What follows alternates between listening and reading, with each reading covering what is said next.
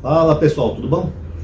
Então pessoal, as cotas raciais, chamadas assim, são políticas afirmativas que começou primeiro numa universidade do Rio de Janeiro, depois numa universidade de Brasília e agora se expandiu pelo Brasil. São chamadas políticas afirmativas. Isso na verdade não é uma coisa tão nova assim como as pessoas pensam. Na verdade, a primeira vez que teve sistema de cotas no Brasil foram para trabalhadores rurais, para filhos de fazendeiros. Porque o Brasil era um país agrícola, então eles queriam que os filhos dos agricultores estudassem em escolas. Um detalhe, na época não deu nenhum problema, ninguém reclamou.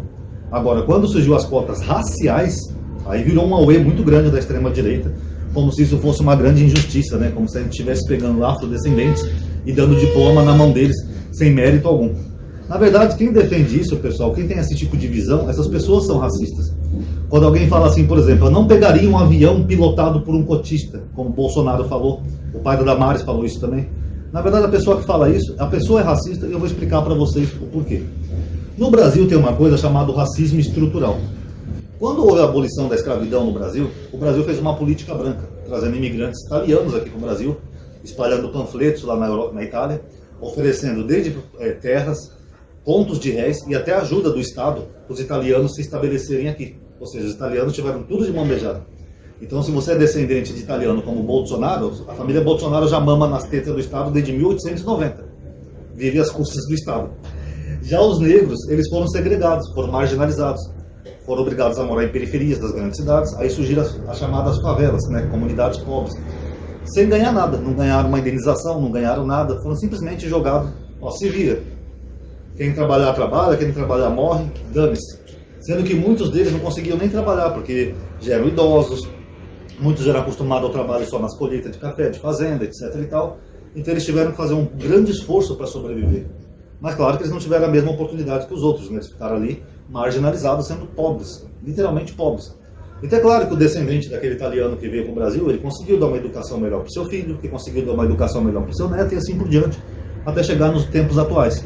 Já o descendente daquele afrodescendente que foi libertado da escravidão, ele não conseguiu dar uma boa educação, um estudo, ou nem sequer uma boa vida para o filho, que também não conseguiu dar para o neto, que não conseguiu dar para o bisneto, etc., até chegar nos dias atuais.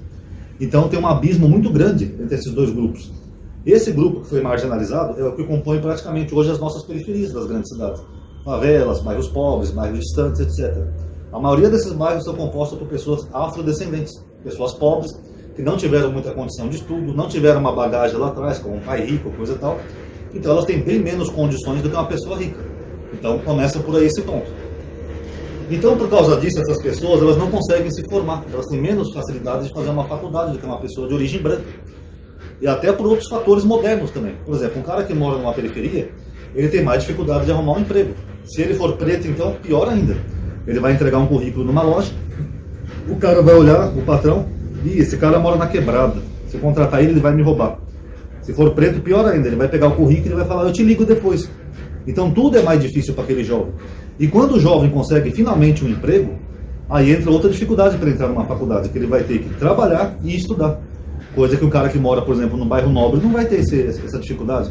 O cara que mora no bairro nobre, ele vai ter o dia inteiro livre para estudar, ele vai ter pais geralmente formados que podem ajudá-lo no estudo, ele vai ter condições de pagar um cursinho para ensinar melhor aquilo que ele não entendeu, ele vai ter condições de pagar um professor particular para ajudar ele em pontos específicos que ele não conseguiu entender. Aí é claro que ele vai ter muito mais chance de tirar uma nota alta no vestibular e entrar numa faculdade.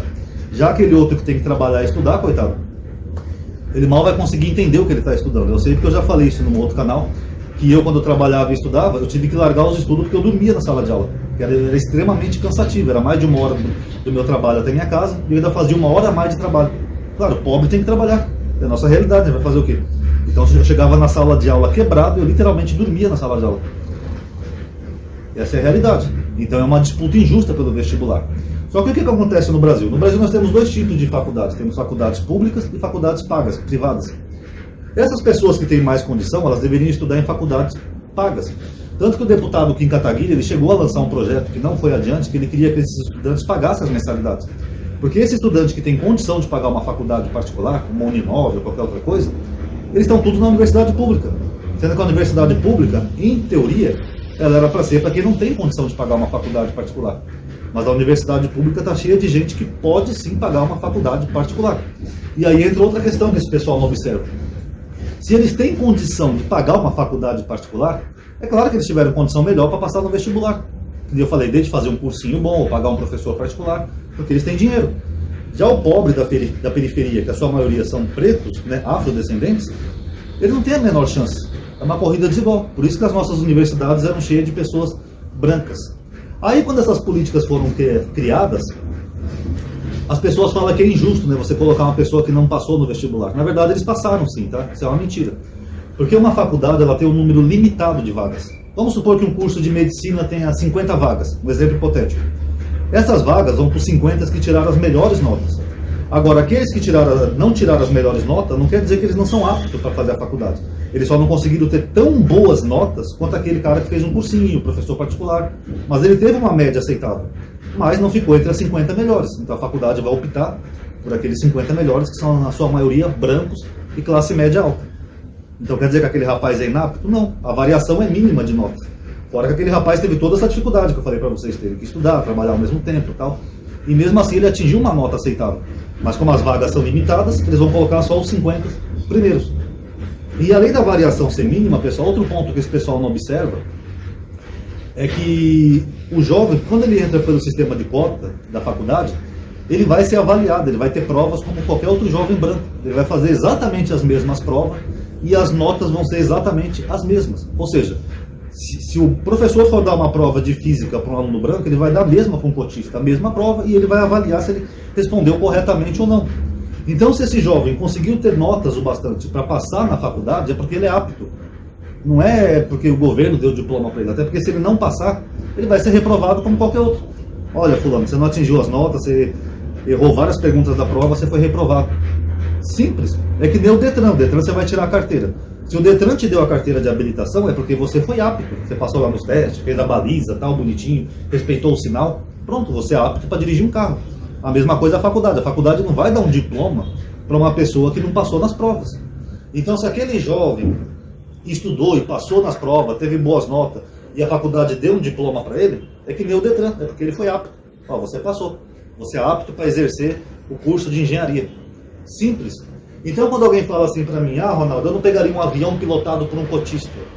Eu costumo dizer assim, então você está dizendo basicamente o seguinte, você não pegaria um avião pilotado por um trabalhador honesto, que se esforçou mais que os outros para entrar na faculdade, que passou em todas as provas, passou por um corpo docente universitário só por causa da cor da pele dele.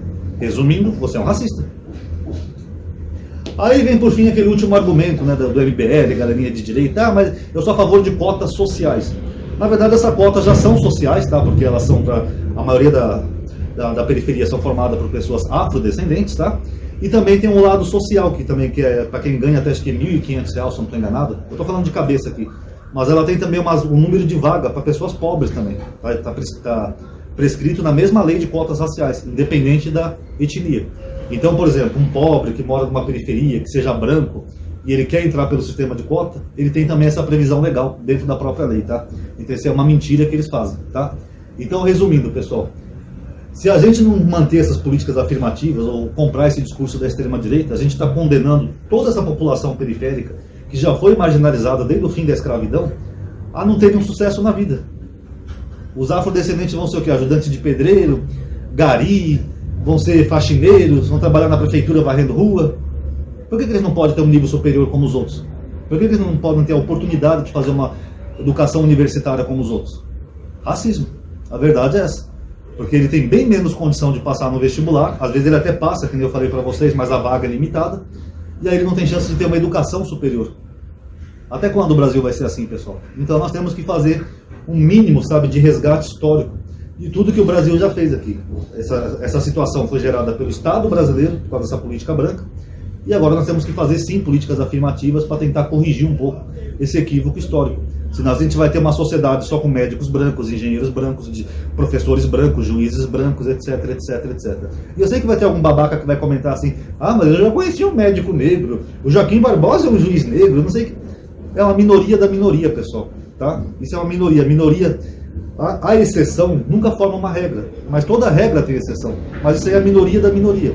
Agora, quando houver um mínimo de equidade, sabe, pelo menos tanto negros quanto brancos formados, aí sim vai ser um país mais justo, igualmente para todos. Tá bom, galerinha? Gostou do vídeo? Comenta aí o que você achou. Quem se inscreveu vai se inscrever no canal, ativa o sininho, tá? Que que o YouTube tá bugado, tá? Dá um likezinho que vai ajudar a aumentar o alcance do vídeo. E paz a todos.